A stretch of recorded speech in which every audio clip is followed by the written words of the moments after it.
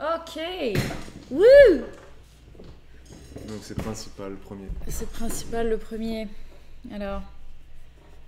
Tada. Salut tout le monde. Est-ce que vous êtes en forme? Enfin, en tout cas, aujourd'hui, on va faire un live jardin, comme tous les 15 jours. Avec moi, le lundi, on parle de jardin. On va parler de vos jardins, du mien. Pour ceux qui atterrissent, sachez-le, je ne suis pas du tout une pro en matière de jardinage. Je suis une apprentie. Voilà, donc je suis novice et j'apprends petit à petit à jardiner, à découvrir le potager. On a un grand jardin et donc ça me permet de pouvoir m'éclater et de faire plein de choses. Et tous les 15 jours, je vous parle de l'évolution de mon jardin et je réponds à vos questions si je peux y répondre. Et sinon, vous pouvez vous répondre en live. Donc on peut tous en apprendre par ici. Voilà. En tout cas, je suis désolée pour ceux chez qui ça ne fonctionne pas. N'hésitez pas à venir du coup en replay, hein, malheureusement, ou à revenir lundi dans 15 jours. Je sais pas pourquoi ça fonctionne pas, hein, parce qu'il y en a pour qui ça marche, donc je sais pas. Enfin voilà. Et d'habitude, c'est moi qui vous filme un petit peu le jardin avant pour qu'on parle des images ensemble, ou alors je prends quelques photos. Et cette fois, j'ai dit à Babou d'aller faire le tour du jardin et de faire quelques prises de vue pour voir. Là, je vais commenter ça en même temps que vous en live. Donc n'hésitez pas d'ailleurs si vous avez des questions, hein, qu'est-ce que ça concerne les images que je vous montre ou d'autres choses qui concernent le jardinage. Comme ça, voilà, je vais découvrir les jardins sous sous une autre perspective. Parce que d'habitude, moi, je fais mon tour, c'est toujours dans le même sens. Je regarde toujours les mêmes choses, je m'inquiète des mêmes trucs. Alors que Babou, lui, regarde les choses différemment. Donc, je vais découvrir les images en même temps que vous et les commenter. Du coup, ça va être... voilà. Et oui, Cindy, je pense que c'était de la mauve que j'ai dans le jardin. Dans un vlog précédent, je vous disais que je voulais de la mauve et j'ai découvert que c'est peut-être ça que j'ai dans le jardin. Donc d'après l'application PlanteNet, que j'utilise très régulièrement, hein, même tout le temps, quand je ne sais pas ce que c'est, je le plantenétise pour voir. Et apparemment, ce serait bien de la mauve. Donc on va voir quand ça va fleurir maintenant, parce que il n'y a que là que j'en serai certaine. Et alors Et passe en partage là. quoi? Passe sur partage du coup pour voir si ça marche. Ah oui. Hop. Ok, donc on va commencer tout de suite par le petit tour de jardin vu par Babou. Mon élastique me fatigue. Donc le petit tour de jardin vu par Babou. Alors ici, on est sur une terrasse, enfin sur notre terrasse, hein, c'est la petite terrasse où on mangera cet été. C'est là où je pense qu'on mettra notre petite table extérieure et qu'on mangera avec les enfants quand il fera beau et chaud. Là, tout est trempé parce que voilà, on a des jours vraiment pas agréables. Je sais pas comment c'est chez vous, hein, mais ici c'est horrible. Il fait que de pleuvoir, vent, pluie, vent, pluie, vent. C'est vraiment pas top. Et concernant les pots, je peux pas te dire, Oda, d'où ils viennent parce qu'on les a depuis tellement longtemps que je ne me souviens plus. Ah, ça vient de Auchan. Voilà, on les avait achetés à Auchan il y a je sais pas combien d'années, hein. Ça fait un bon moment qu'on a et je me rappelle que ça a été l'investissement de l'année pour nous quand on les avait achetés parce que c'est vraiment pas donné, hein. Je crois que c'est genre 40 euros le pot. Ouais, 40 euros le pot, quelque chose comme ça. Et c'était un investissement pour nous à l'époque. Plus que ça. Ouais, plus que ça. Ouais. C'était 40 euros le petit, peut-être, et 80 le grand, je sais plus. Mais je me rappelle que c'était vraiment pas donné. Et donc, on en a 4 comme ça. Et on va les disposer plus ou moins comme ça. Voilà, on n'est pas face à la terrasse, on est un peu de côté, donc on voit pas trop comment c'est. Mais on est très très face. Ils sont mis un petit peu en effet miroir. Et donc ce sont des pots qu'on va remplir de terre du jardin. Là, c'est essentiellement de la terre de taupinière d'ailleurs, hein, qu'on récupère parce qu'on a pas mal de taupes et de campagnols. Donc on récupère les terres de taupinière. Il faut bien qu'il y ait un avantage, hein, à les avoir. Et donc on a rempli ça de terre. Et celui que vous voyez où il y a un petit peu de foin, dessous on a fait c'est Elena et Noémie qui ont fait un semis de fleurs. Voilà, donc ici on aura des fleurs. Je ne sais pas ce qu'il y a, c'est une espèce de jachère fleurie, donc il y aura un peu tout et n'importe quoi. Et dans les autres, on va les remplir progressivement. Et en fait, c'est des pots que je réserve aux enfants. Donc elles font voilà, c'est là-dedans qu'elles vont faire des petites expériences potagères, semer des trucs. On fera peut-être voilà, que ce soit du potager ou de la fleur, hein, je sais pas trop, on verra ce que ça donne. Et pour te répondre, Joséphine, non. Alors ici, c'est pas le côté de Papy Chien. Papy Chien, il est de l'autre côté de la barrière. Donc là où vous voyez la barrière qui est à droite. Ah non, vous la voyez pas, il y a ma tête.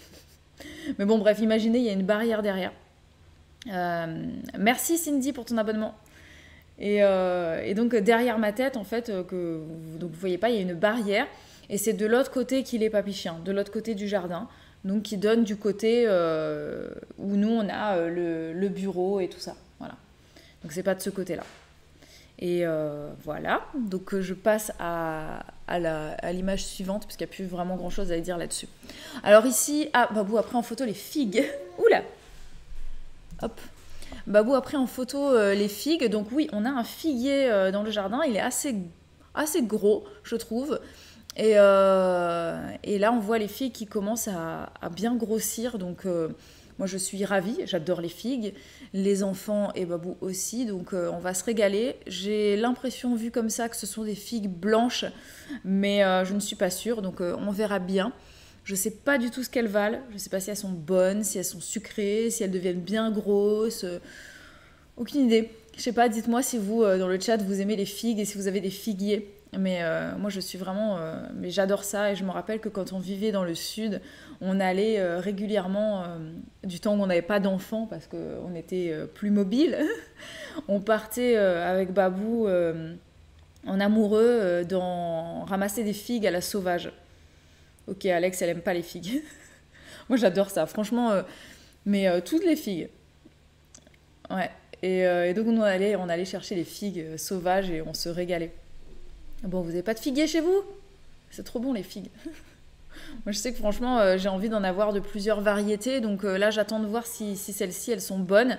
Et si elles sont bonnes je vais bouturer et en mettre d'autres. Et puis il faut que j'achète, faut que je trouve d'autres variétés parce que j'aime trop ça. Ici figuier tout petit, Pauline, bah ça va grandir. Ça grandit assez vite les figuiers je trouve, hein. Ok, alors ici on est passé sur une de nos 2 fraiserais.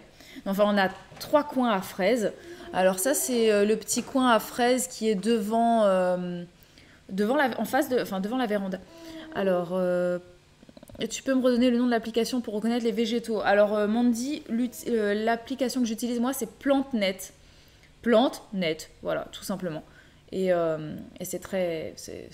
je trouve qu'elle est assez fiable dans l'ensemble, même si parfois elle ne sait pas trop, et quand elle ne sait pas trop, elle te dit les pourcentages de probabilité du résultat. Hein. Donc les gens qui disent que c'est pas fiable, c'est pas vraiment vrai, parce que quand l'application ne sait pas reconnaître la plante, elle donne plusieurs propositions avec des pourcentages de probabilité. Hein.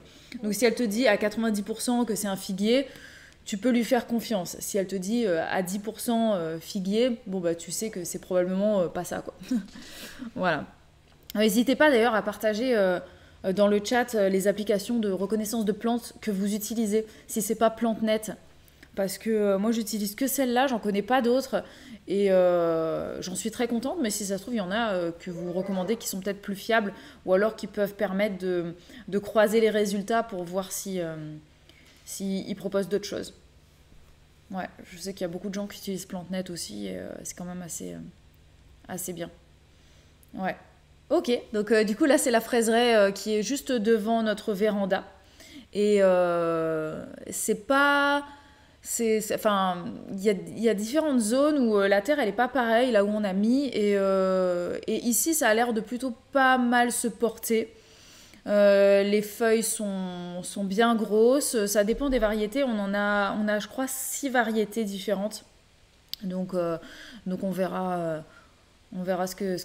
Ah ouais, alors Oda elle utilise un groupe Facebook pour les reconnaissances de plantes. Ouais, c'est vrai que pourquoi pas, c'est une idée de partager et qu'ensuite les gens disent ce qu'ils pensent que c'est.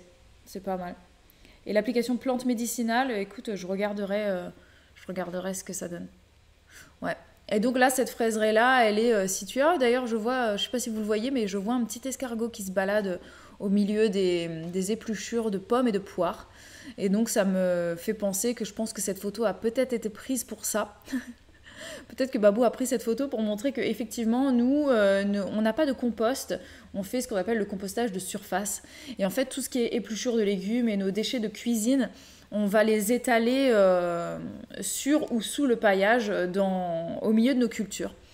C'est d'ailleurs une de nos astuces pour gagner du temps. Hein, on n'a pas de compost à faire et qu'en plus, ça permet de nourrir les limaces et les escargots avant qu'elles attaquent nos cultures.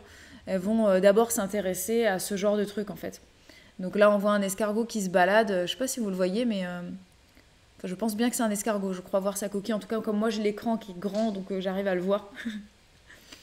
Ouais, et Oda, n'hésite pas à partager le nom du groupe Facebook dans lequel tu peux avoir des reconnaissances de plantes, parce qu'il y en a qui sont intéressés.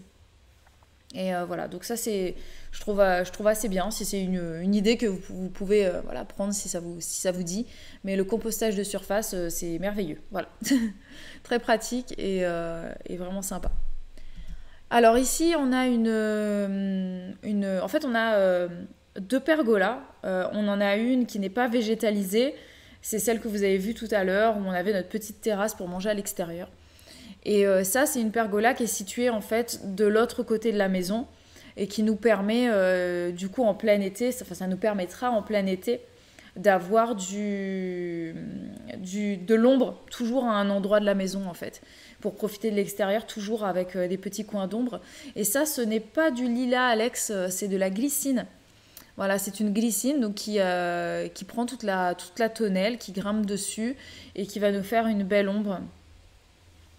Alors, Tahiti j'ai peur que ça fasse vite dégueulasse le compostage de surface. Alors, détrompe-toi, ça se décompose à une vitesse telle que tu n'as pas le temps en fait, d'avoir des déchets partout.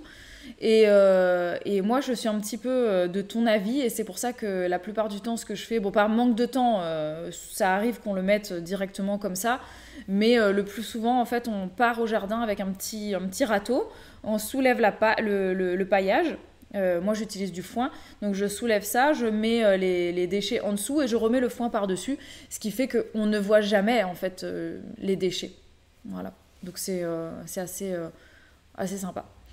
Et ouais, et je suis d'accord, franchement, les pergolas avec des plantes dessus, je trouve ça trop beau moi aussi. Et on peut avoir ce système avec des pergolas qui ont des toits, que ce soit en plastique, en tôle ou en briques ou que sais-je. Mais c'est vrai que les pergolas qui sont végétalisés, moi je trouve ça magnifique.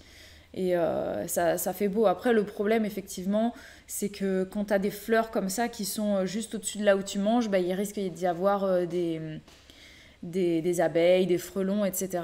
Donc bon, il ne faut pas avoir peur de ça. Il ne faut pas être allergique à ça non plus, hein, parce que c'est vrai que ça peut vite devenir un problème pour certaines personnes. Merci Squirrel pour ton nouvel abonnement, c'est super. Merci beaucoup.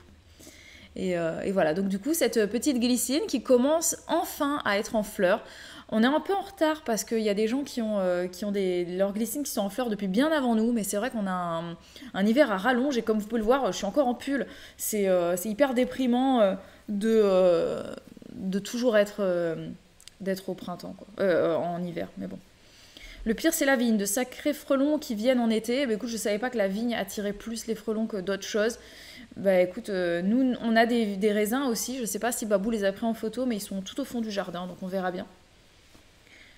Alors, Pauline, tu n'arrives pas à t'abonner via Amazon Prime. Alors, ce que je t'invite à faire, c'est d'aller voir dans nos derniers vlogs, en barre d'infos, je ne sais pas c'est lesquels, mais il y en a quelques-uns où Babou, il a mis toute la procédure, le pas à pas, pour rattacher ton compte Prime à ton compte Twitch et pouvoir, du coup, nous suivre voilà, sans que ça te coûte un centime, finalement. Voilà, donc n'hésite pas à aller voir ça. Et Adeline, écoute, t'as une vigne juste à côté de la terrasse. Bon, après, t'inquiète pas, les frelons et tout ça, ce sont pas des insectes qui attaquent hein, de base. Mais ouais, je sais pas si ça attire plus qu'autre chose. Peut-être que tu peux rajouter des fleurs un peu plus loin et que ça attirera davantage les insectes de l'autre côté. Voilà, je sais pas trop ce que ça peut... si c'est effectivement, si ça attire plus les insectes que d'autres plantes. Voilà, bon, bah là Babou il a pris de près, voilà. Donc vous me confirmez hein, que c'est bien de la glycine, hein, que je dise pas des bêtises, parce que j'ai jamais été checké sur l'application. Hein. On n'en a pas à la Réunion, mais pour moi c'est bien de la glycine, hein, voilà. Et d'ailleurs j'en ai récupéré des graines, on voit juste au-dessus, je sais pas si vous arrivez, ah non il y a ma tête. Juste à côté de ma tête, vous voyez, il y a une petite cosse encore de l'année dernière. Donc j'en ai récupéré quelques-unes et j'en avais semé. Donc ça a germé et j'ai donné un plant de glycine à ma maman d'ailleurs qui pourra planter ça chez elle. Et c'est assez cool. J'en ai planté une du coup au pied d'un arbre dans notre future forêt fruitière. Et puis j'en ai planté un autre à un autre endroit. J'adore la glycine, c'est beau. Ouais. Ok. Bon bah Odé, elle vous a partagé le lien du groupe Facebook pour l'entraide au jardin. Et je pense que je vais peut-être y aller. Enfin, quoi que je dis ça, je suis jamais sur Facebook, donc ça sert à rien. Voilà. Ok. Hop, photo suivante. Alors ici, on a un espèce de petit carré potager, carré arrondi, voilà. Je crois que je vous l'avais déjà montré il y a 15 jours, mais on l'a un petit peu arrangé. Je sais plus à quel stade il était il y a 15 jours. Et là, en fait, on y met... Qu'est-ce qu'on y met? Pour l'instant, il n'y a pas vraiment de culture. Hein. Enfin, si, je peux vous dire, dedans, il y a du piment décoratif, il y a plein de petits pois, il y a du lin, des lentilles, de la tétragone cornue, et il y a aussi, il me semble, un pied de courgette. Mais c'est pas vraiment des cultures qui sont vouées à être consommées, hein, tant mieux s'il y a, mais sinon c'est plutôt pour faire un genre d'engrais vert et d'apporter un petit peu d'éléments nutritifs dans le sol et essayer d'attirer petit à petit les vers de terre. Parce qu'en fait, ce qui se passe, c'est que sous cette couche qui doit faire, je sais pas moi, ça, de terre rapportée du jardin au fur et à mesure, en fait en dessous, on a du sable et des petits cailloux. Voilà. Et je ne sais pas sur quelle épaisseur on a des petits cailloux, mais je sais qu'il y a des vers de terre qui remontent petit à petit. Donc on va créer du sol, en fait, petit à petit. Et j'espère qu'on pourra y cultiver d'ici l'hiver prochain quelques cultures d'hiver. Ce serait vraiment sympa. Voilà, donc on verra bien. J'ai l'impression que quelqu'un est arrivé, mais j'ai pas réussi à voir en grand c'était qui, mais bienvenue. Voilà, donc on verra un petit peu ce que ça va donner. J'aimerais bien qu'on y cultive pas mal de trucs d'hiver. Comme ça, c'est juste à côté de la maison, c'est assez sympa. Vous avez des potagers d'hiver, vous dites-moi un petit peu si vous avez potager perpétuel, est-ce que vous en avez et est-ce que vous avez un potager, un endroit du jardin que vous réservez pour votre potager d'hiver? Parce que moi, ce que je me suis dit, c'est que j'ai envie d'avoir un coin qui soit réservé plus ou moins au potager d'hiver pour ne pas avoir à traverser tout le jardin et quand il fait froid, qu'il pleut et tout ça, et d'avoir un truc qui soit plus près de la cuisine et de la maison. Je sais pas, c'est une idée que je me suis faite, hein, que j'aurais peut-être le poids d'aller au fond du jardin. Même si à un moment donné, on aura une serre et c'est vrai que ce sera loin aussi, hein, donc on verra bien. En attendant vos réponses, je passe à l'image suivante. Donc là, on est sur une petite plate-bande que j'ai complètement refaite. Elle est juste à côté de la maison et je l'adore. Voilà. Au début, c'était vraiment une friche. Rien pour le moment. Enfin, des pots par-ci, par-là. Je vais me faire un potager en hauteur pour l'année prochaine. Ouais, les potagers en hauteur, je trouve ça absolument génial. Perso, c'est surtout dans la serre l'hiver. Oui, c'est vrai. Mais moi, je pense que je vais peut-être la mettre sous... Peut-être que je mettrai un tunnel. Ou alors, il y a des choses qui n'ont pas besoin forcément d'être sous serre l'hiver. Donc, bon, je sais pas. Mais c'est vrai que je pense que pour l'automne prochain, il faut qu'on investisse dans une serre parce que j'ai vraiment envie d'avoir des cultures toute l'année. Et, voilà, je pensais pas que ça me plairait autant le jardin, mais je suis devenue une malade de jardin. Je rêve jardinage et tout ça, quoi. Pour l'instant, j'ai un espace avec des fraisiers, des petits fruits rouges, où je ferai une petite forêt comestible au fur et à mesure. Sinon, j'ai des vivaces à différents endroits. C'est cool. C'est vraiment cool. Je suis vraiment contente de partager tous ces petits points jardin avec vous. Ok. J'ai mis des pieds dans mon jardin depuis des mois. L'herbe est montée à au moins 50 cm.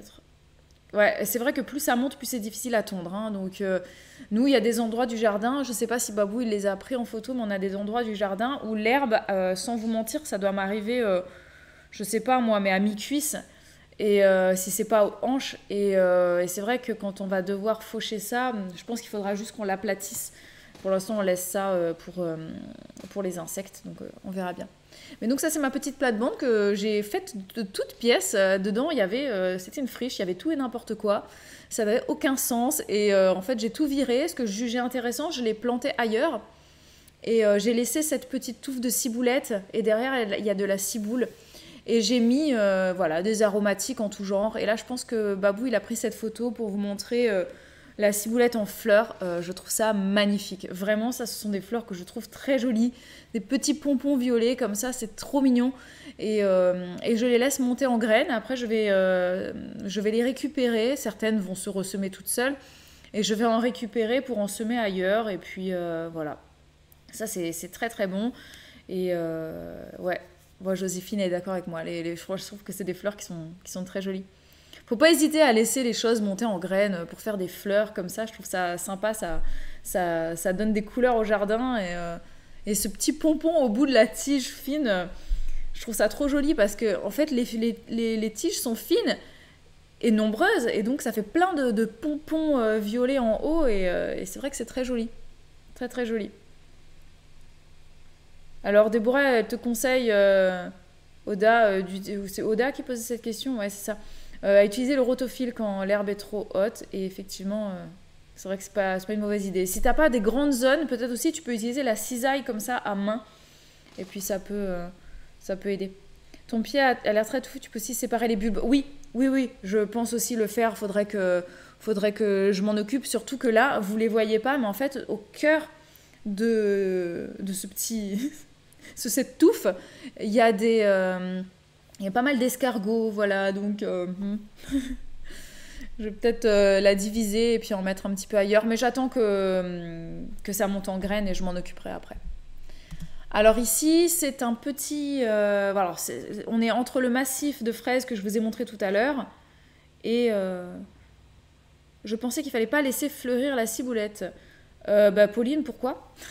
Pourquoi tu la laisserais pas fleurir ? C'est bien parce que si tu la laisses fleurir, tu auras ensuite des graines et tu auras à nouveau gratuitement plein de nouveaux plants qui vont se ressemer tout seuls. Donc c'est vraiment pas un problème. Et puis surtout que tous les brins ne sont pas en fleurs, il y a toujours des brins qui ne sont pas fleuris. Et donc ça c'est entre notre petite plate-bande de fraisier et le potager que je viens de vous montrer tout à l'heure, la petite plate-bande. Et ah oui, et c'est vrai comme dit Cathy que les fleurs de ciboulette on peut les manger aussi. J'avais oublié de le dire, c'est comme les fleurs d'ail, c'est comestible et c'est très bon. Et je vous montrerai du coup comment je récupère mes graines des fleurs au fur et à mesure. Je vous en parlerai en live parce que tout ça c'est nouveau pour moi hein, et je découvre et je me régale. Et donc là on a fait un petit tipi très vite fait, un petit tipi. Un petit, bon je sais pas comment l'appeler, et au pied on a des haricots, des petits pois grimpants donc qui sont en train de doucement monter. C'était pas des... Si, c'est des petits pois plus ou moins spontanés, enfin pas spontanés, mais en fait j'avais balancé des graines là-dedans au pied de ce petit arbuste qui d'ailleurs est couvert de lierre. Et l'arbuste c'est que je dise pas de bêtises, je crois que c'est une clématite d'hiver. Donc elle a été en fleurs cet hiver. Et je trouvais ça assez sympa parce que ça attirait des abeilles alors qu'il n'y avait pas d'autres fleurs dans le jardin. Et en plus ça sent super bon. Donc c'était chouette. Et j'ai libéré tout l'espace au pied parce que c'était envahi par le lierre. Donc j'ai vraiment enlevé et j'ai semé des graines de plein de choses. Et dont des petits pois et des fèves. Donc voilà, il y en a pas mal. Et ça permet, voilà, ça va grimper dessus. Et puis on pourra faire quelques récoltes de petits pois. Donc ça va être chouette. Ok. Alors, la nouveauté chez nous, ça y est, on a installé notre cuve récupérateur d'eau. Et je pense qu'à l'avenir, on en mettra certainement une deuxième. Donc je sais pas trop comment on va organiser la chose, mais vu la superficie du jardin, à mon avis, c'est un petit peu léger. Ouais, Babou a été assez rapide, hein. C'est vrai qu'une fois qu'il s'est mis dessus, il l'a installé. Je l'ai aidé juste à la soulever pour qu'il mette les parpaings dessous. Mais il a tout fait l'installation de la gouttière et c'est vraiment chouette, surtout qu'on a pas mal de pluie en ce moment, donc ça nous permet de récupérer ça. Et puis il l'a surélevé juste avec un parpaing, ça permet que vraiment on a juste l'espace qu'il faut pour glisser l'arrosoir dessous et quand on aura besoin d'arroser en cas de sécheresse, ben voilà, ce sera chouette. Voilà. Donc vous pouvez dire félicitations à Babou parce qu'il l'a fait, hein. Alors ici, ah oui, c'est le petit point mignon. Alors c'est Babou, hein, je rappelle pour ceux qui prennent le live en cours de route. C'est Babou qui a pris les photos, il les a prises ce matin, donc il faisait pas très beau, hein. Ce matin on avait de la pluie, là ça y est, le soleil revient un peu, avant la prochaine pluie. Et donc je découvre en même temps que vous les photos qu'il a prises pour voir un petit peu qu'est-ce qui lui plaît là-dedans, hein. Et je vous rappelle que si vous avez des questions, n'hésitez pas, parce que moi je vous parle de ce que je vois, mais s'il y a des choses qui vous viennent en tête, n'hésitez pas. Donc, alors ici, Attends, Bibou, tu penses quoi du fumier naturel? Dans ma ville, ils font des distributions gratuites. J'hésite à aller en acheter. Qu'est-ce que tu appelles du fumier naturel? Le fumier, c'est toujours naturel, non?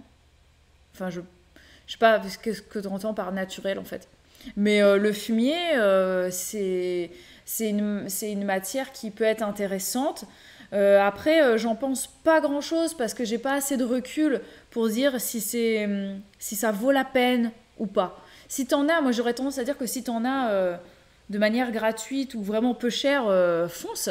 Mais si ça te coûte quelque chose, je pense que c'est pas la peine. Autant que tu fasses avec tes déchets de cuisine pour faire ton compost, c'est tout aussi bien. Vous utilisez combien de volume d'eau pour arroser le jardin? On n'est qu'à notre première année, donc je peux pas te dire comment ça va être cet été. Pour l'instant, on n'arrose pas le jardin. Voilà. On n'arrose pas. On arrose juste nos semis, en fait. Mais sinon, on n'arrose pas. Et quand je plante, d'ailleurs, mes plants, comme par exemple, là, j'ai planté déjà pas mal de tomates, d'aubergines, de poivrons.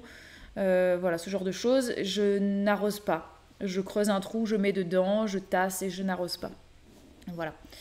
Alors pour ceux qui sont peut-être curieux de ma façon de faire, sachez que je suis une très très grande fan de Didier, le potager du paresseux. J'ai son livre que je lis mais comme un bonbon et pour moi ça a été ma révélation, ça a été mon coup de cœur depuis que j'ai découvert l'univers du potager, du jardinage et tout ça. Pour moi c'est la voie de la raison en fait. J'adore cet homme et j'adore sa façon de voir le jardin en fait.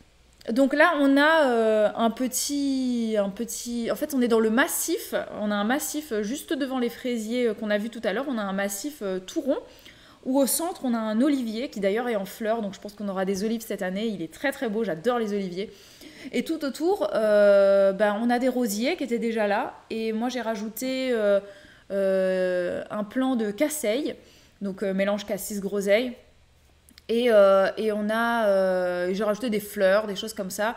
Et là, c'est Elena, elle a fait un trou, elle m'a dit « Maman, j'ai envie de planter quelque chose ». Donc du coup, elle a creusé, elle a posé, elle m'a dit « Qu'est-ce que je peux planter maintenant ?» Donc je suis allée lui chercher un petit drageon de framboisier que j'ai trouvé dans le potager, donc je lui ai récupéré avec les racines et je lui ai donné et elle est partie le planter, donc on le voit en contrebas, elle a planté son petit framboisier et moi juste au-dessus j'ai mis un petit plant de courge pour lui faire un copain. Voilà. Merci Pauline, t'as réussi à t'abonner, bravo! Merci beaucoup d'avoir fait tous ces efforts, c'est super gentil, ça me fait vraiment très très plaisir. Alors, est-ce que j'ai raté une question? À quand les poules pour les œufs frais et le fumier de poule? Alors, ça va venir, sachez-le, on a un projet, on a déjà réfléchi exactement où est-ce qu'on mettra tout ça, où est-ce que ça va s'agencer dans le jardin. Et on prévoit d'avoir et poules et canards. Voilà. Donc, on aura certainement des canards coureurs indiens et des poules. Et ça viendra quand ça viendra, mais ça viendra, c'est sûr. Voilà. Voilà, je pense. Ouais, bon, t'as eu un peu de mal, Pauline, mais t'as réussi, alors franchement, bravo. Ok. Où est-ce que j'en étais? Tu aurais des conseils sur quelle vidéo regarder sur sa chaîne? Didier, franchement, Qu'est-ce que je peux te conseiller comme vidéo? Tu peux regarder ces tours du potager, des choses comme ça. C'est marrant que tu l'aies trouvé déprimant. Moi, je le trouve pas du tout déprimant. En fait, c'est quelqu'un qui est assez pince sans rire. Donc, faut le regarder avec un certain recul, hein, et faut pas le regarder au premier degré surtout. Voilà. Et sinon, le potager d'Olivier, c'est très sympa aussi, hein. C'est juste que ce que j'aime beaucoup avec Didier, c'est qu'il a une approche très très scientifique et mon côté scientifique apprécie ça. Voilà. J'ai fait un bac L, mais c'était parce que je pouvais pas faire les deux, hein, voilà.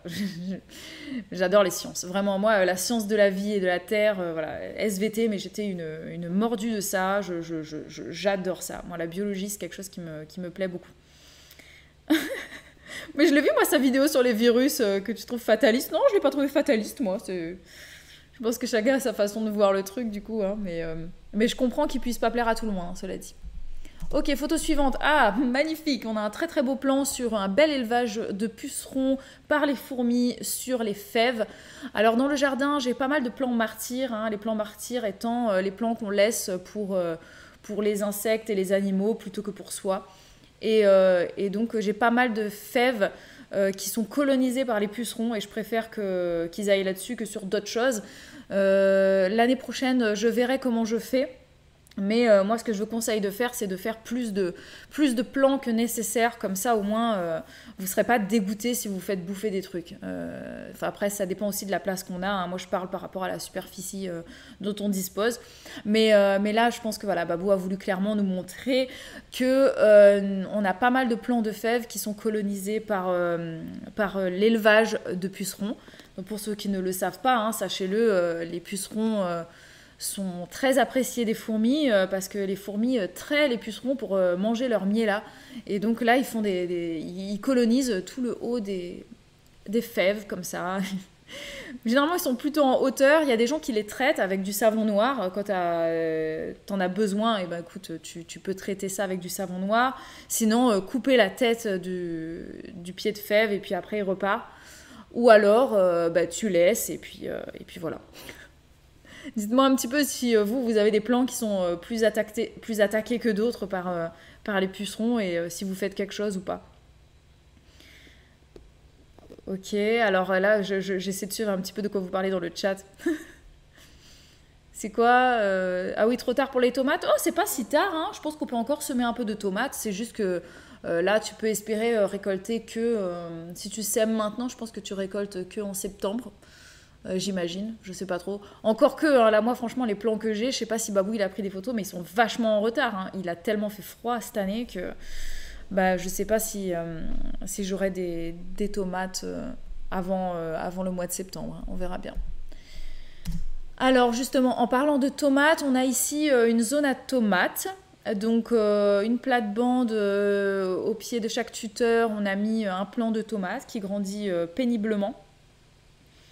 Et c'est assez relou, voilà, parce qu'il fait froid et donc ça végète tout simplement. Donc on verra bien ce que ça va donner, mais pour l'instant c'est comme ça. Je sais pas ce qu'il a voulu montrer d'autre sur cette photo, s'il a voulu montrer que les tuteurs, mais moi je peux vous parler vite fait. La clôture que vous voyez, comment vous décrire ça? Pas celle qui est à l'horizontale, mais l'autre qui est comme ça là. Mais en fait, le long de ça, il va y avoir des ronces qui vont courir. Une mûre framboise d'un côté et puis une ronce sans épines de l'autre. Et au milieu, on aura il y a deux framboisiers que j'ai repiqués par là. Voilà, donc on verra ce que ça donne. On fait des travaux à l'étage, on s'occupe pas trop du jardin. Ok, là, vous parlez entre vous. Pucerons sur les choux de l'année dernière, venus sur les jeunes cette année. Ouais, ça, c'est un peu relou, quoi. Moi aussi, j'ai vu que j'ai quelques pucerons qui viennent sur mes choux. Donc, je vais guetter ça. Et puis, en fait, là, je laisse cette année pour voir comment ça se comporte sans que j'intervienne. Et je verrai, du coup, l'année prochaine, s'il y a des endroits où je dois intervenir et de quelle manière. Et là, moi, ce que je peux vous dire aussi sur cette image, c'est comme vous pouvez le voir, il y a pas mal de d'adventices un peu partout. Voilà, on a des herbes spontanées qui poussent d'un peu partout et entre les plates-bandes, parfois même un peu sur les plates-bandes. Quand ça me gêne, je les enlève et sinon, en fait, je coupe ou alors je laisse. Voilà. Et en tout cas, à chaque fois que je coupe ou que j'arrache des trucs, je les pose directement sur mes plates-bandes et comme ça, les limaces viennent se régaler. Et là, on voit un petit... Ah, vous ne le voyez pas. Mais il y a un petit creux, en fait, il y a un petit sillon et dedans, j'ai planté des oignons rouges que j'avais semés il y a quelques mois de ça. Donc, je les ai repiqués là. Et puis derrière, on a quelques blettes qui sont en train de germer. Voilà. Les arbres sont beaux au fond. Ouais, alors ça, c'est une haie qui nous sépare d'un champ. Un champ qui sert de fourrage, d'ailleurs, pour les animaux. Donc, ici, ils font du foin derrière. Et donc, ouais, ces arbres sont magnifiques. Je ne peux pas vous dire de quels arbres il s'agit. Je n'ai pas encore été les plantes-nettiser. Mais c'est vraiment très agréable d'avoir une haie forêt comme ça. Moi, je me régale. Et donc, les arbres, ils sont en... Je ne sais pas s'ils sont chez nous ou chez l'agriculteur. Pour être honnête, je ne me suis jamais trop penchée sur la question. Je ne sais pas si c'est mitoyen ou non, quoi. Mais moi je me régale, hein, ça c'est clair, je suis un petit peu dans mon petit paradis. Hein. Alors oui, on est un peu en campagne, hein, carrément en campagne, mais c'est super chouette quoi. L'année dernière, j'ai retrouvé mon jeune cerisier de 3 ans avec les branches pleines de chenilles. J'ai peur pour cette année, ouais. Franchement, pour ce genre de truc, je suis vraiment pas... je peux vraiment pas t'aider, hein. Je sais pas du tout comment gérer ça. Je verrai. J'ai vu aussi que j'ai quelques arbres fruitiers qui commencent à être colonisés par certains pucerons. Donc je verrai si je dois faire quelque chose. Alors, tes tétragones poussent bien, je teste cette année, doivent faire 2 cm. Elles ont été semées il y a plus d'un mois, elles sont toujours à l'intérieur. Alors oui, mes tétragones, écoute, ça pousse très moyennement. Pour tout te dire, elles doivent faire 2-3 cm, hein, les miennes aussi. Mais par contre, elles ne sont pas en intérieur, elles sont à l'extérieur, en pleine terre. Donc on verra dès que les chaleurs vont revenir.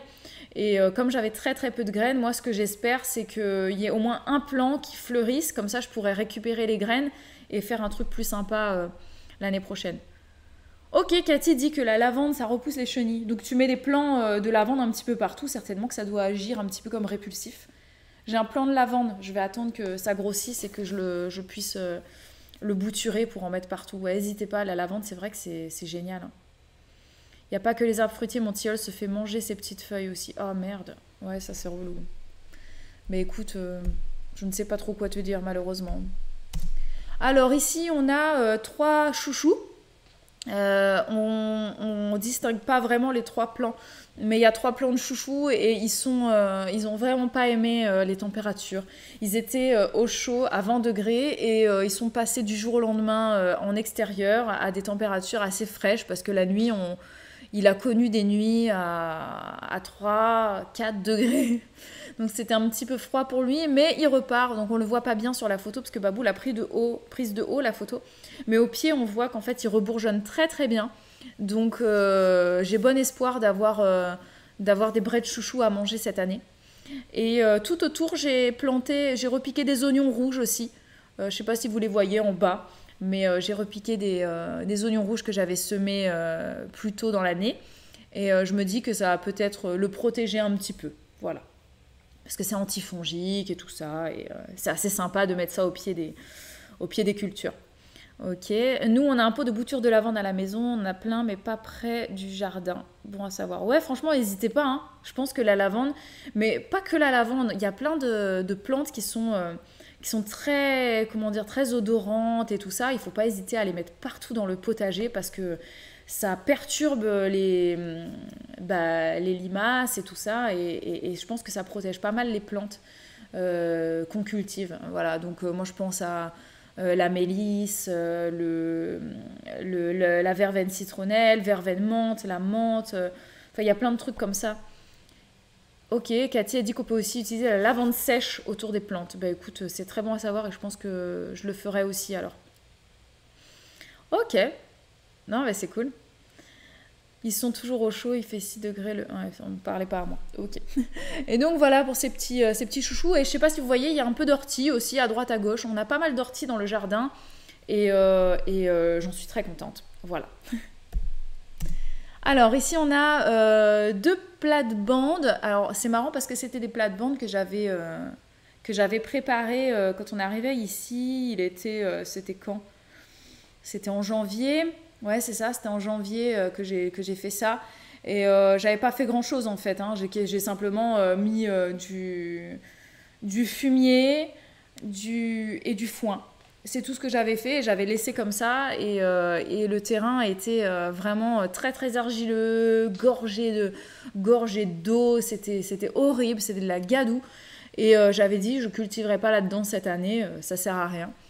Et finalement, le sol s'est aggradé malgré le peu de temps que ça a fait, quoi, hein, parce que janvier, février, mars, avril, allez, mai, on va dire, on a fait 4-5 mois comme ça à ne rien faire.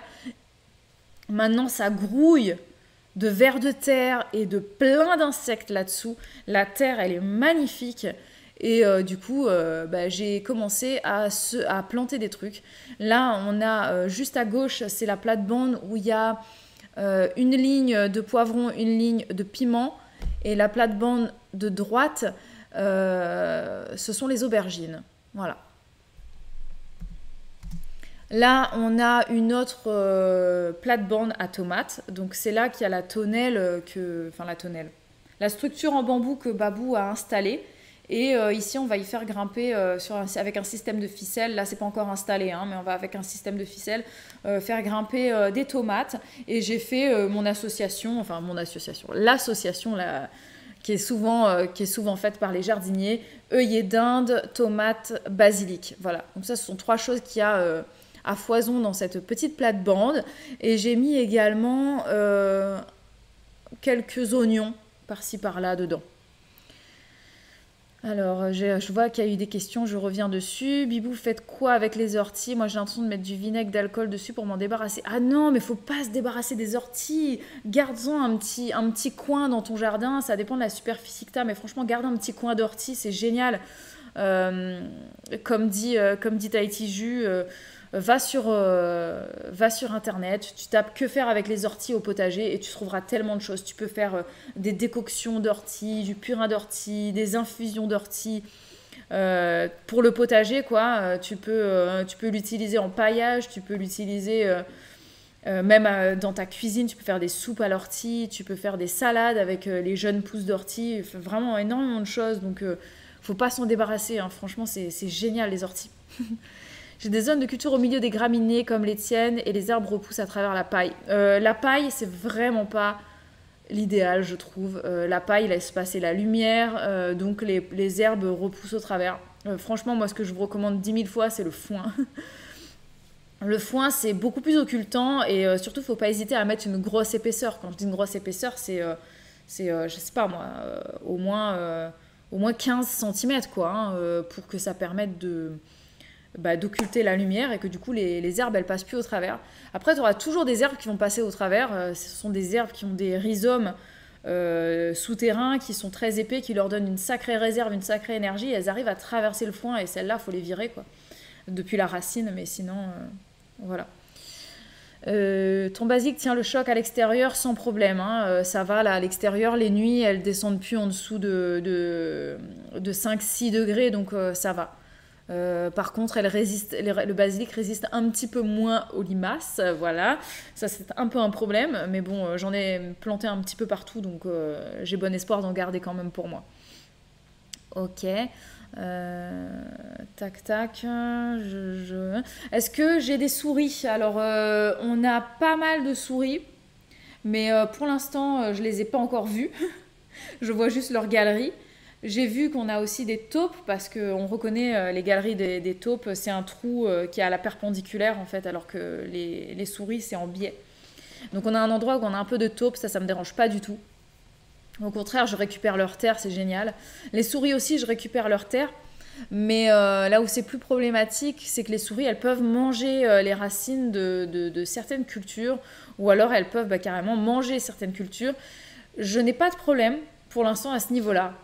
Pour l'instant, le problème, c'est plutôt qu'elles elles ont tendance à faire leur galerie sous mes cultures et du coup de les déterrer.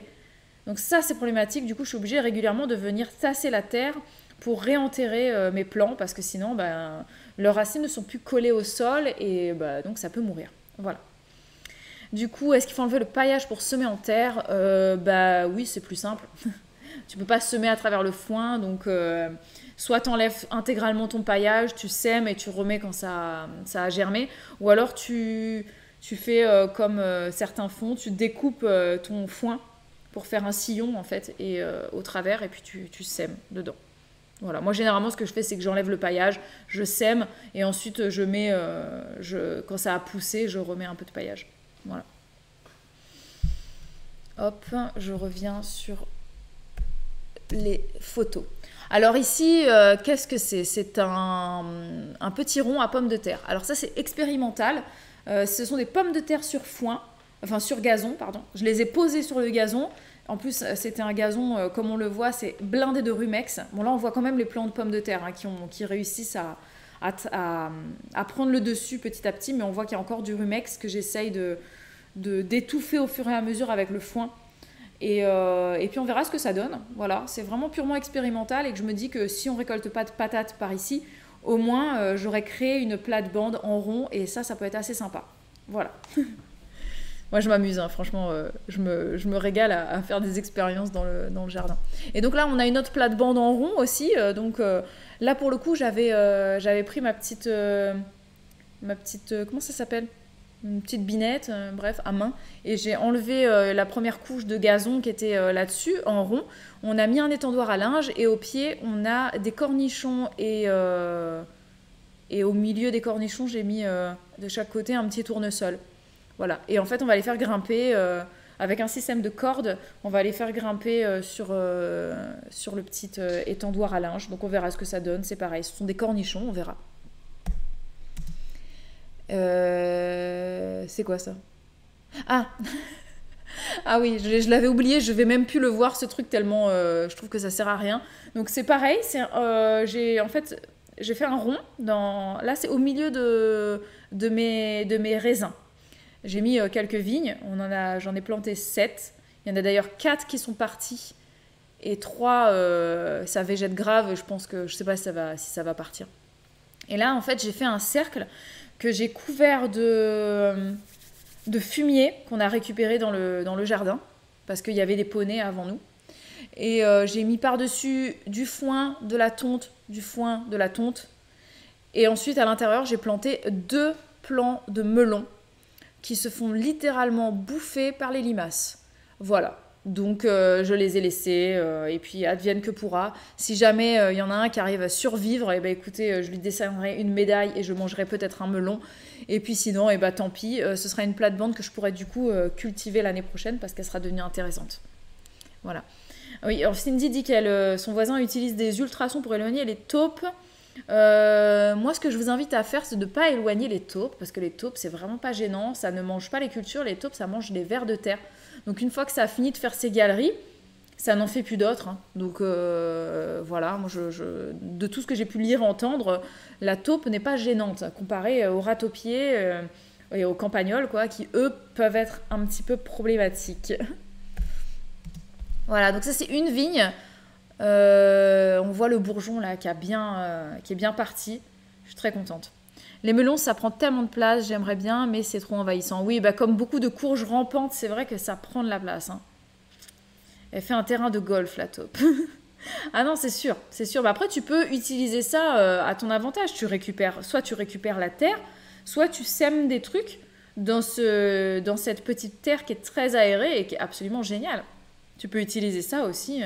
Ça t'évite de faire un travail de ta terre. Tu plantes directement dedans, tu sèmes dedans. Ça peut être une idée. Et ouais, c'est vrai que c'est envahissant, hein, mais moi, les courges, j'aimerais en mettre un petit peu partout parce que j'ai la place. C'est d'ailleurs pour ça qu'on a choisi ce terrain et c'est pour ça qu'on a choisi de ne pas vivre en centre-ville, mais vraiment de s'éloigner le plus possible à la campagne pour pouvoir se permettre d'acheter une maison qui possède un terrain suffisamment grand pour que j'ai le temps de m'éclater, quoi. Donc voilà une petite vigne. Je sais pas c'est quelle variété celle-là, hein, mais je suis contente, ça a bourgeonné. Je commençais à désespérer. Hein. Surtout qu'on a quelques-unes qui avaient commencé à germer. Le gel est arrivé dessus, ça a grillé le truc. Bref, je suis rassurée. Alors là, on a un petit saule crevette. Alors je sais pas si vous avez suivi ces vlogs-là, mais on est parti acheter deux saules crevettes et un boulot chez un petit papy qu'on a trouvé sur le Bon Coin. Et donc c'est très très bien c'est très bien parti. Voilà, les saules crevettes, je trouve ça magnifique. Donc quand il va être bien gros, une belle boule comme ça va être splendide. Et il me tarde. Voilà, ça va être trop trop chouette. Et d'ailleurs sur le terrain, on peut appeler ça le jardin des saules parce qu'on a au moins, sans vous mentir, on a au moins 5 ou 6 variétés de saules différents sur le terrain. C'est un truc de fou quoi. J'adore ça les saules. Voilà, et ça c'est le deuxième saule qui est là. Voilà, avec notre mare juste derrière. Ok, là on est retour plus proche de la maison. Là tu connaissais pas le saule crevette, Pauline, hein? C'est très beau les saules crevettes. Merci Squirrel. Ouais, on est vraiment très très content du jardin et on y a fait pas mal de choses, donc il a déjà beaucoup changé. Ça commence à devenir intéressant là. Et donc là, qu'est-ce qu'on a ici? On est juste à la sortie de la véranda. Donc d'un côté de la véranda, on a ce côté-là où j'ai une petite serre donc que je ne ferme plus maintenant. Un truc à patates, c'est des pommes de terre juste à côté, mais en fait je vais le virer. Hein. C'était juste, je sais pas pourquoi je l'avais mis ça là-dedans. Et on a encore quelques plants de courges et poivrons qui ne sont pas plantés. On a un magnifique pot de coriandre je l'avais semé ça, et je suis trop contente. Et puis on a pas mal de trucs qui traînent et qui sont en attente. Voilà, c'est un petit peu la garderie ici, donc voilà. Et là, on est de retour à l'intérieur avec quelques semis qui sont également en attente. Voilà. Une fois que ça aura germé, ça va partir dehors. Là, essentiellement, donc là, je peux lire sur les étiquettes qu'il y a du chou romanesco, des brocolis, du chou kale, des navets et du maïs. Et il y a également des fleurs. Et tout ça, c'est parce que j'ai pour essayer de pallier à tous mes plants qui sont mangés par les limaces, ce que je fais, c'est que j'en ai toujours sous le coude. Voilà, je ne plante pas tout en même temps, je ne plante pas tout au même endroit, comme ça, voilà, je mets pas tous mes œufs dans le même panier, hein, en fait, et j'ai toujours des petits plans de secours, si jamais ça se fait bouffer, y en a d'autres derrière qui pourront prendre la relève. Voilà, c'est un peu ma philosophie. Et surtout que je suis assez pessimiste, franchement, donc je me dis, il y a bien des choses qui vont survivre, quoi. Et les dessins que vous voyez juste à côté, c'est Elena qui s'éclate, en fait. Des fois, elle fait des dessins, et ensuite, elle vient les scotcher au mur. Alors, maïs, tu comptes en mettre beaucoup. Alors, j'en ai déjà planté, je dirais, une petite dizaine au total dans le jardin, mais disséminé ça et là. Je compte pas faire un champ de maïs, en fait. Mais je les ai mis un peu par-ci, par-là. Et je compte bien en mettre d'autres parce que je trouve ça génial, en fait, je trouve ça beau et je compte l'utiliser comme tuteur, en fait, voilà. Donc par exemple là, les maïs que j'ai déjà plantés dans le jardin, je les ai souvent mis en association avec de la capucine. Voilà, je me suis dit pourquoi pas faire grimper de la capucine sur du maïs, voilà. Je trouve ça cool, en fait j'essaie de me représenter le truc et j'imagine bien des fleurs de capucine autour d'un pied de maïs et je trouve ça chouette. Voilà, c'est peut-être une association pourrie, hein, mais je sais pas, j'imagine le truc assez sympa. Vous aviez acheté où les godets déjà? Alors ces godets, en fait ce sont des plaques de 50, de 50. Et moi je les ai coupées par 20, voilà. Non, par 20, par 10, voilà. Donc ça m'en fait 10 à chaque fois, c'est 5 et 5. Donc des petites plaques de 10, ça se découpe très bien. On les avait achetés sur AliExpress. C'était une bouchée de pain, hein, donc on les avait achetés sur AliExpress et j'en ai plein comme ça. Et sinon, la plupart du temps, j'utilise des pots de yaourt. Voilà, comme vous voyez en haut, hein, j'ai des pots de yaourt et puis je la récup et j'ai des trucs, des godets qui viennent de Action, qui coûtaient pas cher et tout ça et c'est très bien. T'en penses quoi des nains de jardin pour déco? Il y en a qui aiment, d'autres non. Je suis pas une grande adepte des nains de jardin. Voilà. Pourquoi pas? mais en fait, je vois pas l'intérêt. Enfin, pour moi, c'est pas une déco qui me plaît particulièrement. Donc après, c'est pas moi qui aurai le fin mot de l'histoire. Et si jamais les enfants veulent absolument qu'on ait ça dans le jardin, ben, voilà, hein, je ne pourrais rien dire. Mais non, je suis pas une grande fan. Voilà. Mais je t'avoue que pas vraiment. Ok. Et je regarde s'il y a d'autres images après, mais j'ai l'impression qu'on a terminé. Ouais, bon, là, on voit de plus près, du coup, mais j'avais bien réussi à lire.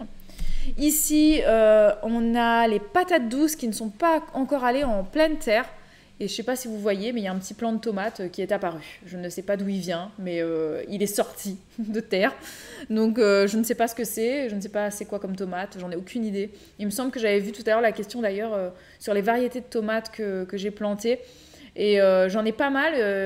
Certains d'entre vous nous ont envoyé des graines de tomates. Donc ça, c'est vraiment merci à vous, c'est génial.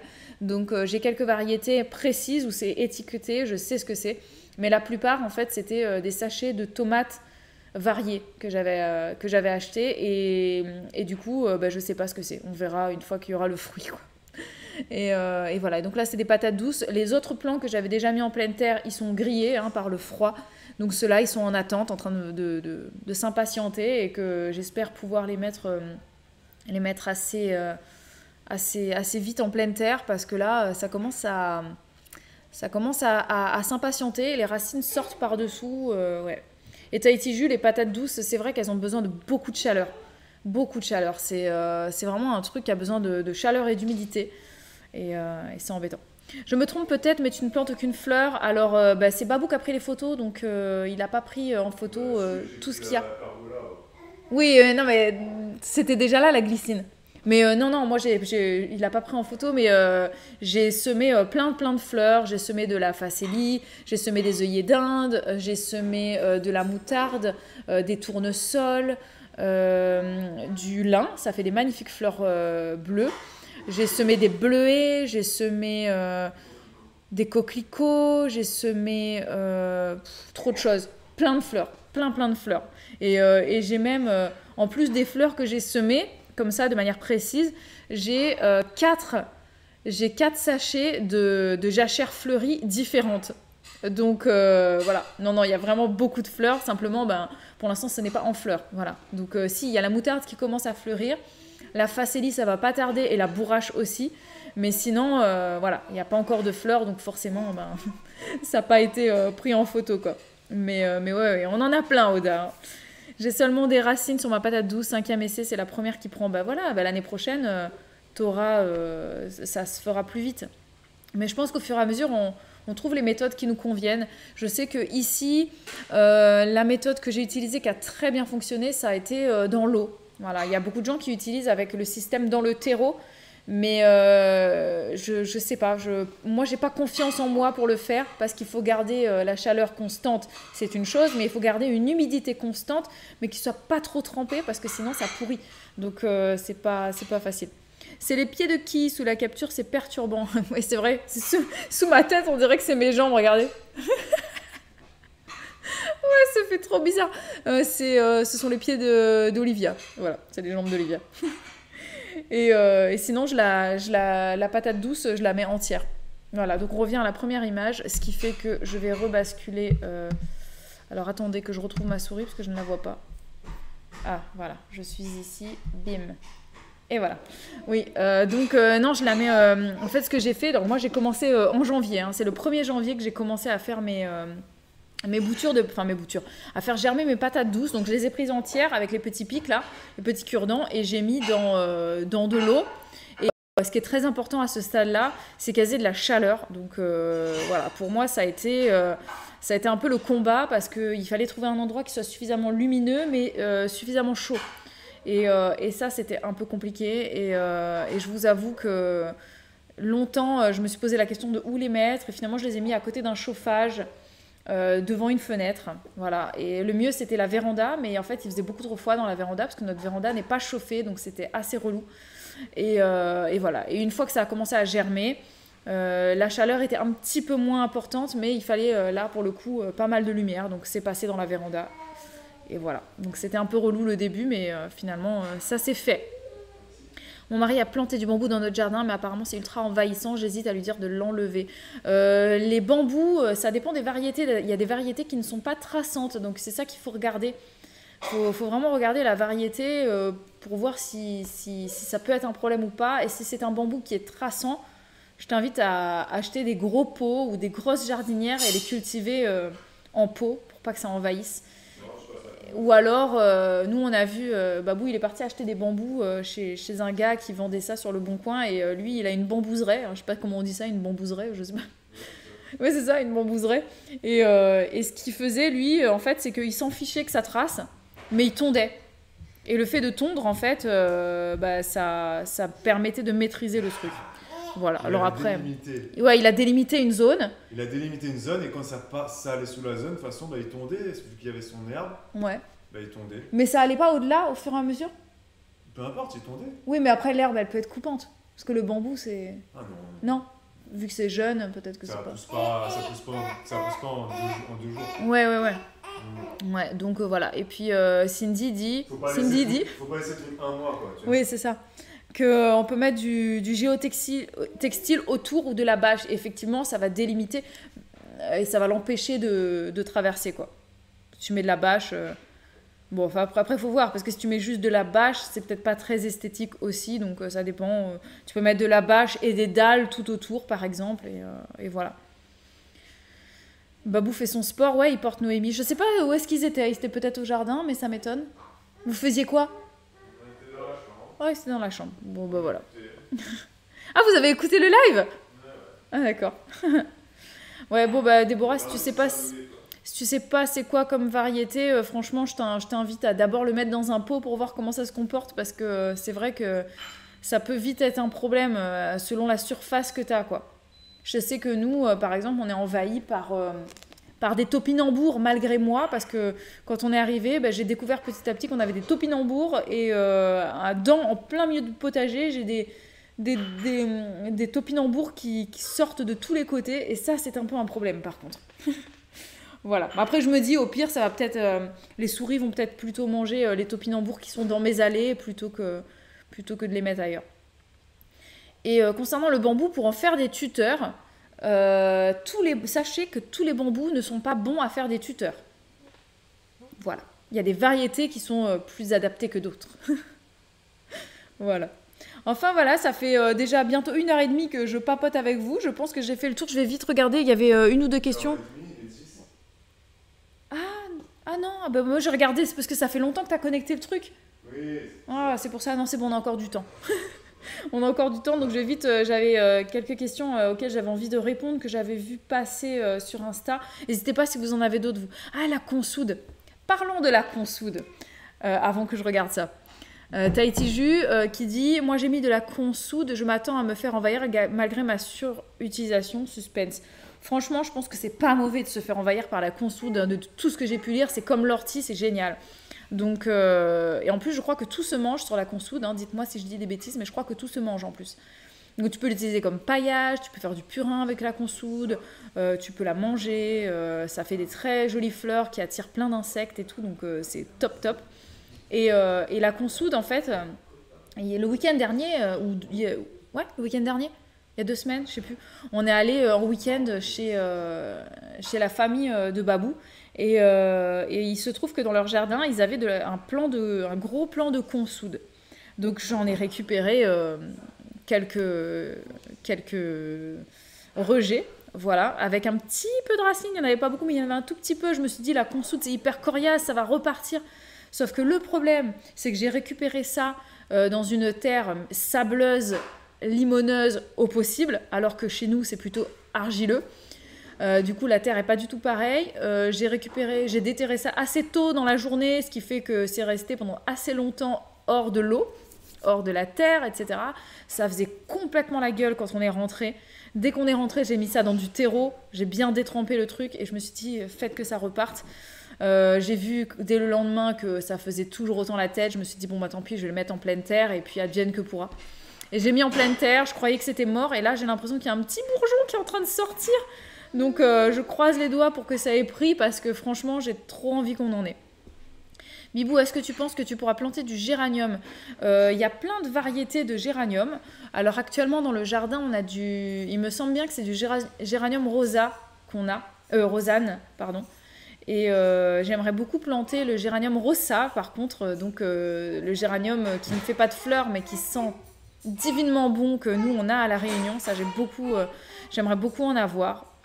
Et puis sinon, oui, c'est possible que je plante du géranium à certains endroits. Après, c'est pas ma plante fétiche. Je suis pas une grande fan de géranium, mais pourquoi pas. Et d'ailleurs, j'ai aussi des iris dans le jardin. Ça, je l'ai pas dit, on l'a pas pris en photo et tout ça, mais j'ai aussi des iris et beaucoup, beaucoup de rosiers. Je rêve de jasmin avec la bonne odeur qui va avec. Faudrait que je vois où en acheter. Faut regarder sur internet. Faut regarder sur Leaderplan, ils font des offres super intéressantes. Hein. D'ailleurs, on a du jasmin d'hiver dans le jardin aussi. On a du jasmin d'hiver, de la clématite d'hiver. Et on a du chèvrefeuille aussi odorant que j'ai planté et qui promet d'être vraiment pas mal. J'ai planté aussi de la comment ça s'appelle?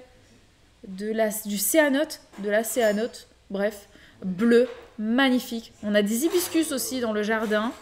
Les anthuriums, moi j'aime pas trop ça par contre. Et sur quel site tu prends tes graines et plants? Alors pour les graines, le site dont j'ai le plus apprécié les graines, ça a été Biogerme. C'est pas donné, mais c'est du bio, et dans le bio, c'est là où j'ai trouvé que c'était le moins cher et que la qualité est vraiment au rendez-vous. Cocopelli, j'ai testé les graines et il y en a certaines que le taux de germination n'était pas terrible et la qualité des plants n'était pas terrible aussi. Donc bon, j'ai mis quelques réserves. Il faut savoir que Cocopelli, ce sont des particuliers qui font les graines parce que c'est un site associatif. Donc la qualité des graines n'est pas vraiment 100% garantie, quoi. Donc voilà, je suis peut-être tombée sur quelques mauvais sachets, donc ça n'a pas été du top, quoi. Donc on verra bien. Les hibiscus, est-ce que ça pousse en métropole? Bah écoute, il y a des variétés qui poussent en métropole, ouais. Moi j'ai pas mal d'hibiscus dans le jardin, donc quand il y aura les fleurs, je vous montrerai ça. Et c'est bien. et j'ai pas mal, j'ai mis aussi des comment ça s'appelle? Ah, je me rappelle plus du nom. Mais bon, j'ai pas mal de fleurs, des petits arbres qui vont faire des magnifiques fleurs qui vont pousser petit à petit dans le jardin. Et pour l'instant, si je vous les montre pas, c'est pas parce que j'en ai pas planté ou pas semé, c'est parce qu'il n'y a pas encore de fleurs, tout simplement. Donc ça n'a pas grand intérêt que je vous montre la plante. Quoique mon céanote, il est bien en fleurs, mais je vous l'ai pas montré parce qu'il est tout petit, donc bon. Mais ça va faire des fleurs bleues et quand ça va être très grand, ça va être magnifique. Voilà. J'ai quelques petites splendeurs comme ça dans le jardin que j'ai hâte que ça grandisse. Alors, donc il y avait une question à laquelle je voulais répondre que j'avais vue. Ah oui, voilà. C'était concernant mes astuces pour pas que les plants filent. Et donc je vais vous dire comment je fais que les plantes filent. Les plants filent. Les plants ne filent. Alors déjà, qu'est-ce que ça veut dire? C'est quand une graine, elle germe et qu'au lieu de faire ces deux petits cotylédons, ou son cotylédon, pardon, pour que ça ne fasse pas une grande tige comme ça, avec deux petites feuilles tout en haut comme ça, avec un plant qui est démesurément grand, c'est ça, le fait que ça file. On dit que le plant s'étiole en fait. Et pour éviter ça, déjà, pourquoi éviter ça? C'est parce que sinon, la plante, en fait, elle s'affaiblit d'elle-même et elle tient plus. Hein, parce que j'imagine, la tige, elle est toute fine, grande, à un moment donné, ça tombe, quoi. Ça tombe et le plant, il est pas très vaillant. Pour les tomates, c'est pas trop gênant parce qu'on peut les repiquer jusqu'au cotylédon, voire même carrément aux deux premières feuilles vraies. Et sans aucun problème parce que ça fait des racines par la tige. Mais il y a des plants pour lesquels c'est pas top. Et en fait, la raison pour laquelle ça s'étiole, c'est parce qu'ils ne gagnent pas suffisamment de lumière. Et il y a souvent un contraste en fait entre la durée d'ensoleillement et la température. Voilà, donc si vous les mettez à l'intérieur, il va faire chaud. Et si c'est en hiver, elles n'auront pas suffisamment d'heures de lumière. Et du coup, ça va filer. Alors moi, ce que j'ai fait, c'est que j'ai mis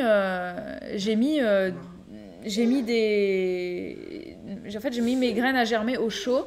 Dès que ça germait, je les mettais dans la véranda, là où elles pouvaient bénéficier du plus de lumière possible. Mais la température dans la véranda était fraîche parce que la véranda n'est pas une pièce chauffée de la maison. Donc je jouais avec ça. Et puis dès que la journée, il y avait des températures qui étaient assez douces et qu'il y avait du soleil, je les mettais carrément dehors. Et voilà. Ça a été ma façon d'éviter que ça s'étiole. Le truc à surtout pas faire, c'est de les garder au chaud. Au chaud tout le temps alors qu'il n'y a pas suffisamment d'ensoleillement. Voilà, c'est ça le problème. Est-ce que tu veux des graines de poireaux d'hiver? Alors, écoute, c'est quoi comme variété? Moi, j'ai déjà quelques poireaux d'hiver, il me semble. J'en ai planté, mais je ne sais pas. Ça s'appelle poireaux d'hiver. D'ailleurs, c'est peut-être le nom de la variété. Parce que si c'est ça, j'en ai déjà un petit peu. Alors, tac, tac. Cathy qui répond à quelqu'un d'autre sur les variétés. Mais les variétés de quoi? J'ai raté la question. Désolée. Ah oui, les hibiscus, ça pousse en métropole, ouais. Et je ne sais pas c'est quoi les variétés. Aucune idée. Voilà. Voilà. Bon, écoutez, si vous n'avez pas d'autres questions, je vais peut-être vous laisser, parce qu'à un moment donné, je vais blablater pour ne rien dire. J'espère que ça vous a plu. J'ai vu passer une question tout à l'heure, c'était concernant les tomates. Il y en a plusieurs qui parlaient des tomates et qui disaient que elles n'ont toujours pas sorti leurs semis, elles n'ont toujours même pas mis dehors. Oui. C'était même pas que concernant les tomates, je crois. Je sais plus si c'était pas Mélanie qui disait ça, elle est peut-être déjà partie. J'ai peut-être raté la question. C'était tomates, courgettes, tout ça, et elle disait que c'est toujours chez elle, quoi, à l'intérieur, quoi. Non, mais il n'y a pas de mal à les garder à l'intérieur au chaud. En fait, non, voilà, elle se disait, ouais, mais là, si je traîne à planter, à un moment donné, je vais pas avoir de récolte, quoi. Oui et non. Alors, oui et non. En fait, là, on a des... Heureusement que je regarde le... excuse-moi, hein, j'ai raté une question, I'm sorry. C'est pas grave. Ouais, elle est toujours là, Mélanie. Oui, alors en fait, là, on a une météo qui est hyper capricieuse. Donc, je sais pas où est-ce que Mélanie, tu es en France. Mais en tout cas, je sais que là, on en joue. On a une météo de merde. Mais vraiment, depuis le début de l'année, c'est horrible. Bon, t'es en Bourgogne. Je pense que ça doit pas être bien mieux que chez nous. Voilà. Non, la Bourgogne, c'est un peu plus haut, non? C'est plus haut que Bordeaux, ça. Je ne sais pas trop. Ouais. Mais enfin, en tout cas, c'est vrai qu'on a une météo qui est très, très capricieuse. En temps normal, voilà, à cette époque de l'année, tout le monde a tous ses plants en pleine terre, quasiment, hein, sauf ceux qui sont dans le nord-nord. Mais tout va bien, quoi. Et là, les températures sont basses. Du coup, ça végète. Voilà. Donc, tu as deux solutions. Soit tu les laisses au chaud à l'intérieur, ça continue de grandir un peu plus. Ou alors, mais par contre, il faut des plus gros pots. Hein. Dans ce cas-là, tu ne le laisses pas dans des tout petits pots. Il faut vraiment repiquer dans des plus gros pots. Moi, je n'avais pas la place de tout laisser à l'intérieur. Du coup, j'ai mis en pleine terre. Donc, c'est très bien. Hein. Comme ça, j'ai pas besoin de les arroser. Hein. C'est en pleine terre, donc j'ai pas à m'en occuper. Mais par contre, ça végète de fou, quoi. Ça végète. Ah oui, bon, Cindy, t'as même pas encore les vraies feuilles. Ouais, j'avoue que là, non, mais c'est terrible, c'est terrible. En fait, j'ai pas de mots là-dessus. Ouais, comme dit Tahiti Jus, normalement, les tomates, vaut mieux les mettre quand on a du minimum 6-7 degrés la nuit. Parce que sinon, ça végète. Et nous, ça végète. Hein, parce qu'on a déjà eu des nuits à 6 degrés. Donc, voilà. Moi, je m'étais fixé la limite 5 degrés. Parce que je sais que en dessous de 5 degrés, ça peut survivre, mais alors ça leur fout un sacré coup, quoi. Donc je me suis dit, voilà, à partir du moment où il fera 6-7 degrés la nuit, je les sors. Et c'est ce que j'ai fait. Et du coup, là, on a du 7 degrés en moyenne, hein, 7-8 degrés, mais franchement, ça végète quand même, hein, c'est terrible. Donc, écoutez, hein, moi, je ne sais pas quoi vous dire d'autre. Est-ce que vous avez un système d'arrosage automatique ou vous le faites au tuyau?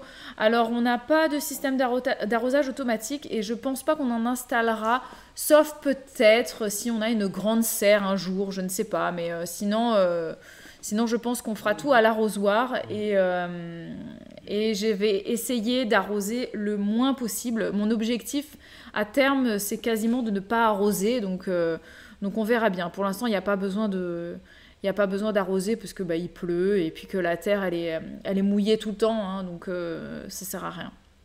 Donc, voilà. Oui, parce que nous on a un système de paillage très très épais. On a du foin qui fait une couche de, je sais pas moi, 15 cm, si c'est pas 20 par endroit. Du coup, dès que tu pousses le paillage, tu te rends compte que la terre elle est encore bien humide, donc ça sert à rien d'arroser quand c'est comme ça, hein. Mais absolument à rien. Au contraire, même ça peut étouffer les racines, hein. le fait de gorger d'eau la terre, ça peut étouffer les racines. Donc moi, je n'arrose pas pour l'instant. Il n'y a pas besoin. Voilà. Donc on verra en période de canicule comment ça se présente. Et je verrai en fonction de la terre et non pas en fonction de la météo. Voilà. Les filles ont aimé récolter dans le potager. J'ai vu leur petit panier sur le vlog. Elles ont adoré ça. C'est un peu un problème concernant Olivia parce que Olivia aime récolter. Voilà. Donc Olivia, elle récolte des trucs même quand on n'est pas là. Elle récolte des trucs même ce qu'elle n'a pas le droit. C'est un petit peu comme... je sais pas à quoi on pourrait comparer ça, mais c'est plus fort qu'elle. Tu sais, c'est comme un animal à qui tu dis qu'il n'a pas le droit d'aller faire un trou à tel endroit, mais en fait c'est plus fort que lui, il y va. Ben, Olivia c'est pareil, tu vois, c'est instinctif, tu vois. Elle voit des fleurs, il faut qu'elle les arrache. C'est plus fort qu'elle, c'est plus fort qu'elle. Hein? Elle fait attention aux arbres, mais c'est parce que... Ouais, mais oui et non, hein. C'est parce que c'est pas trop accessible. Et puis ce qui est trop gros, elle va pas le prendre parce qu'elle se dit bon là on va me capter quoi. Mais c'est vrai que c'est plus fort qu'elle, hein. Elle y va quoi, elle y va. C'est terrible, c'est terrible. Et alors que pour l'instant Noémie, elle s'en fiche complètement des fleurs, hein. Elle touche même pas aux pâquerettes, rien. Par contre elle vient sentir les fleurs, elle met son nez, elle fait comme